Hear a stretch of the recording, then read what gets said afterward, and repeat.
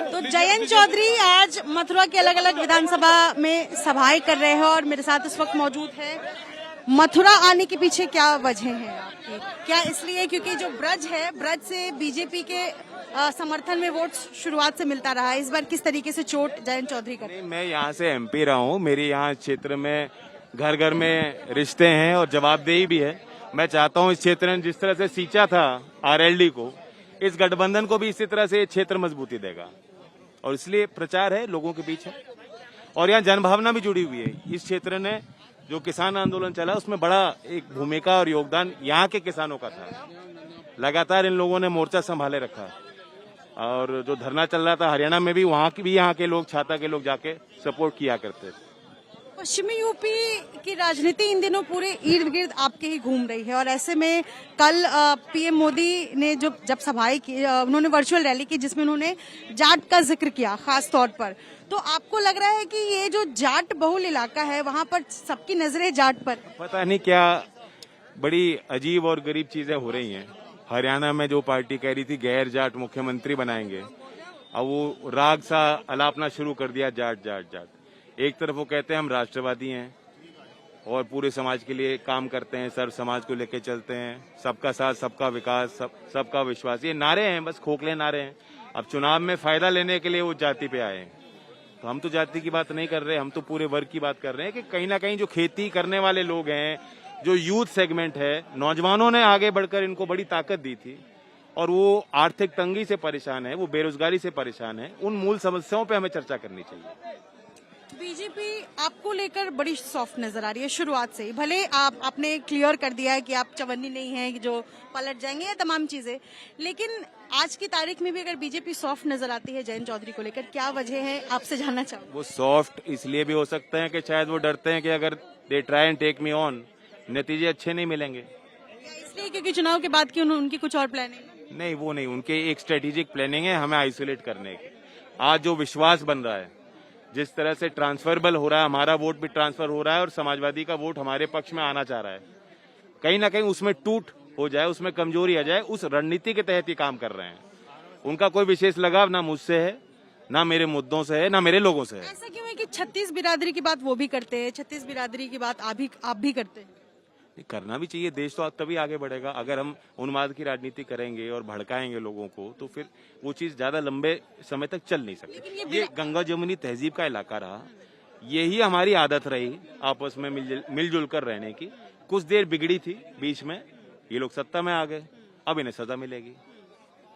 लेकिन अब मुझे ये बताएं आप कि ये जो ध्रुवीकरण की राजनीति है, इसको लेकर क्या कहेंगे? ध्रुवीकरण की राजनीति बार बार करने की कोशिश हो रही नहीं हो रही, इसके लिए समाज को भी एक समाज की बड़ी भूमिका होती है और राजनीतिक दल इतना ही कह सकते हैं कि हम संदेश दें कि नेतृत्व हमारा उन बातों पे विश्वास नहीं रखता। हमने लगातार कार्यक्रम चलाया है और किसी पॉलिटिकल पार्टी ने वो भाईचारे की बात करते ही नहीं है। हमने कार्यक्रम चलाया भाईचारा जिंदाबाद, और सिर्फ शहरों में नहीं किया, गाँव देहात में किए कार्यक्रम। तो जो कोई भाईचारा जिंदाबाद के कार्यक्रम में आ रहा है, भाग ले रहा है, सुन रहा है, तो कहीं ना कहीं उनका मन तो वही है ना। तो ऐसे नीचे से भावना अगर हम पैदा कर लेंगे तब तनाव नहीं बन पाएगा। मेरे मन में एक लंबे वक्त से सवाल था, मैं आप जयंत चौधरी को एक हाइपोथेटिकल सिचुएशन देना चाहती हूँ चुनाव के बाद का, कि अगर बीजेपी को सिर्फ कमी होती है तो आरएलडी के समर्थन की सरकार बनाने में अगर कहीं से चूक, मान लीजिए कि बसपा के समर्थन से, एआईएमआईएम के समर्थन से भी अगर सरकार बनाने में कहीं ना कहीं चूक रही है बीजेपी और समर्थन अगर उनको सिर्फ जयंत चौधरी का चाहिए, तो जयंत चौधरी क्या करेंगे ऐसी सिचुएशन? कल आप पिछले 2-3 चुनाव देखिए, उत्तर प्रदेश में जो जनता तय करती है तो वो चूकती नहीं है। 2 चुनाव से तो लगातार पूरी बहुमत दे रही है। तो इसलिए हम मिसरीड कर रहे हैं। अगर आप ये सवाल पूछ रहे हैं, आप मिसरीड कर रहे हो। स्थिति ये है कि पूरी तरह से जनता ने मन बना लिया है और एक वेव, एक लहर चल रही है। आपका जवाब हाँ में होगा या ना में? ये स्थिति नहीं बननी, और मैं तो पहले ही कह चुका हूं कि मैं कैसे पलट जाऊं। उन्होंने कल ही आपने देखा, पूरे देश भर ने किसानों ने, जो अविश्वास है किसानों का, जिस तरह से किसानों के साथ झूठ बोला गया, उसका विरोध किया है। ना तो 700 किसान जो मारे गए उन परिवारों का उन्होंने कुछ ख्याल रखा, उनके लिए कोई घोषणा की, ना ही जिनके खिलाफ मुकदमे दर्ज थे आंदोलन में वो मुकदमे वापस लिए, ना ही एमएसपी के लिए उन्होंने कमेटी बनाई। तो मुद्दे, तो जब हमारे मुद्दे, उन मुद्दों को लेकर लगातार हम चल रहे हैं, मैं कैसे बदल जाऊंगा? बार बार वो कह रहे हैं अच्छा मैं एक आखिरी सवाल है, चलिए ठीक है ये सवाल मैंने छोड़ दिया, मैं एक सवाल करना चाहूँगी। आपके डिप्टी सीएम बनने की चर्चा खूब है, अगर अखिलेश यादव सीएम बनते हैं, सरकार आती है तो जयंत चौधरी डिप्टी सीएम बने? मैंने खुल के कहा मेरी अभी अपने लिए व्यक्तिगत तौर से कोई इच्छा नहीं है। मैं चाहता हूं कि मैं अपनी पार्टी को रिवाइव करूं और पैन इंडिया भी कुछ फोकस, जो एक पॉलिटिकल वैक्यूम है किसानों की राजनीति में ओवरऑल, कुछ यंग लोगों को साथ मिलकर काम करना चाहिए, प्रयास करना चाहिए, और इसलिए मैं और अखिलेश जी साथ आए।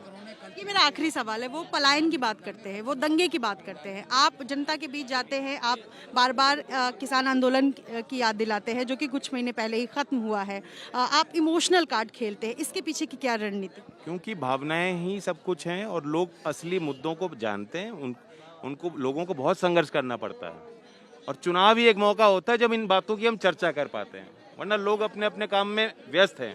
तो आज भी अगर हम इश्यूज की बात नहीं करेंगे और इस तरह की बातें कर लेंगे उलझाने वाली, तो कोई फायदा नहीं। बहुत शुक्रिया बातचीत करने के लिए। तो ये जयंत चौधरी हैं, मथुरा के इस वक्त जिस विधानसभा में ये पहुंचे हुए थे, यहाँ पर आप तस्वीरों को देख सकते हैं, छाता विधानसभा है और तमाम किसान इनको यहाँ सुनने के लिए पहुंचे थे। गाड़ियों का काफिला भी है, अब दूसरी जगह जाएंगे, लेकिन तमाम सवालों का जवाब देते हुए उन्होंने कहा कि इमोशनल कार्ड खेलने के पीछे जो ज़रूरत है वो ये कि जनता को बार बार याद दिलाया जाए, किसानों को बार बार याद दिलाया जाए जो आंदोलन हुआ था उसको लेकर। उनका काम है दंगे की बात करना, पलायन की बात करना, तमाम मुद्दों पर। लेकिन सवाल यह है कि क्या बीजेपी के सॉफ्ट कॉर्नर होने के पीछे वजह क्या है? इस पर उन्होंने सीधा सीधा कहा है कि ये उनकी रणनीति हो सकती है, लेकिन वो मतलब साफ है, उनका मत साफ है कि वो बीजेपी के साथ चुनाव के बाद भी किसी भी स्थिति में नहीं जाएंगे, उन्होंने स्पष्ट किया। अपने सहयोगी अजय तिवारी के साथ श्री एबीपी न्यूज़ मथुरा।